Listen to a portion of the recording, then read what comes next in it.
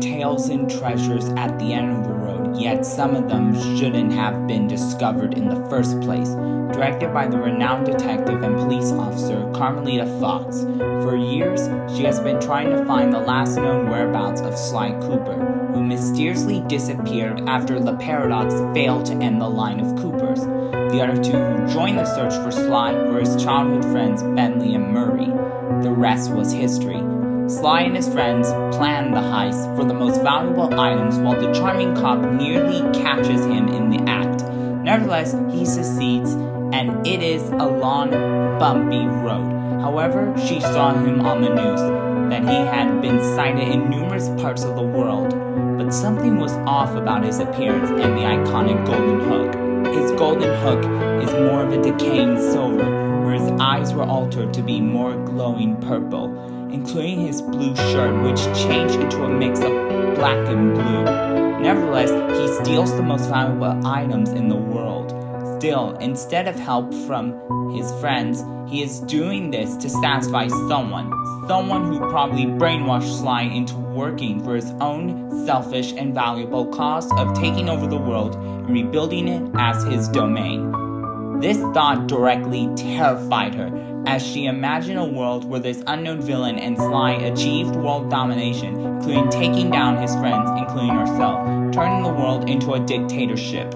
She ran to Bentley about this urgent information. "Bentley, I have found Sly. He is extremely different from when I last saw him. I have a bad feeling about him, including his altered appearance and menacing eyes."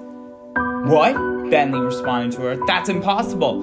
I thought he had completely vanished without any more traces. Overall, it's a line of traitors. First Penelope and now Sly.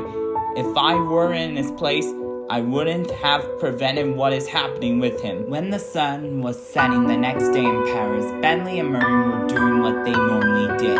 The charming officer spotted Sly at the Museum de l'Orne, flashing the light on him and pointing her taser at him in the dead silence of the closed gallery while failing to steal something.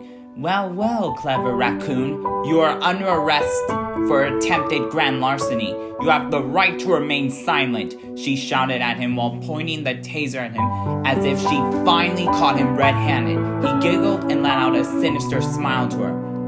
"What's so funny, Sly? Don't you even recognize me? I'm the one who has worked very hard to catch you on my radar for a very long time. You think this is some sick joke?" She asked those questions to the guy who was similar to Sly, yet despite being very mysterious and unknown to him. "Who is this Sly Cooper you speak of?" said Sly directly, trying to outsmart her in the hallways of the gallery. "I am not Sly Cooper. He is old news, and thankfully, the Purgatory Harvester granted me new life directly into my existence and soul additionally. I am now the fallen slasher." Carmelita noticed he was wielding not one, but two of the same decayed silver hooks, giving off an unsettling and haunting vibe in the dark, while trying to keep track of him, but the two tools touched the ground and let out an ear-piercing noise, making her lose focus.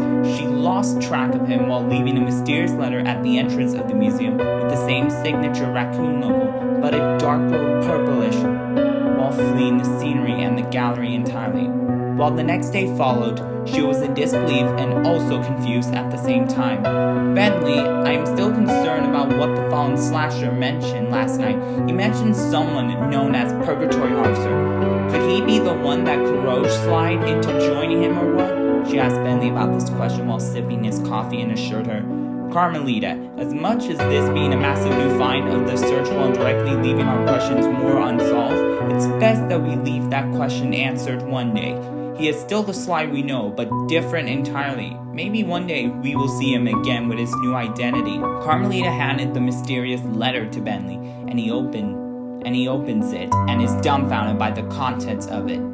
It read, "Although you know me by my old alias, I am called the Fallen Slasher directly because of how much time I have spent in ancient Egypt losing my mind while trying to get back to the present, and felt like I was deprived of everything while I've done something wrong, and karma is coming back to bite me. He was there one day, granted me a new vision of life, and started a new direct hunting down the greatest and most vile criminals.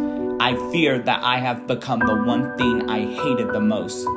Later in the afternoon, while the new scenario was overlooking how cold it was in Paris, the fallen slasher was standing on the rooftop, flexing his shirtless, ripped body and muscles while wearing a pair of dark blue sweatpants, while his master came to him only concealing his identity in the form of a plague doctor outfit. "So, how was your attempt to get Carmelita last night?" said the harvester, asking Slasher if he did well or not. The fallen slasher directly disappointed while expressing how he felt to him. "No, sir, I didn't get her last night. She was more tricky than I thought of, and I know what you're gonna do to me if I don't win this, but at the same time, it just feels very wrong to me. I don't know who they are, but something in my mind let me notice something, that they were my friends," he said while being somewhat concerned about the safety of his friends. "I know, you're having an emotional township right now on your assignment, but you can't fail, Slasher.